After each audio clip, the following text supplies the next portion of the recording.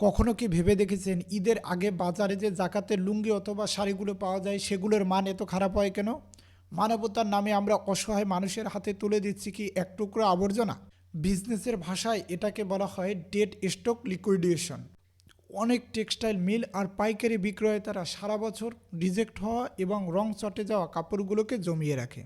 বছরে দুইটা ঈদের সময় তারা জাকাত কালেকশন নামে এই কাপড়গুলোকে বাজারে আনে। আর আপনি ভাবছেন কম দামে অনেক মানুষকে উপকার করছেন। আপনি আসলে উপকারের নামে এই ব্যবসায়ীদের গুদামঘর পরিষ্কার করতে সাহায্য করছেন। সবচাইতে বড় কথা হলো এই কাপড়গুলো একবার ধোয়ার পরই পরার অযোগ্য হয়ে যায়। এর থেকেও ভয়ঙ্কর তথ্য হলো এই সস্তা কাপড় যেখানে বিতরণ হয় সেখানে অভাবের টানে অনেক মানুষ জড়ো হয়, আর সেখানেই অনেক মানুষই মারা যায়। ব্যবসায়িক লাভ আর সস্তায় পূর্ণতা অর্জনের এই অসুস্থ প্রতিযোগিতা মানবতার এক চরম অপমান।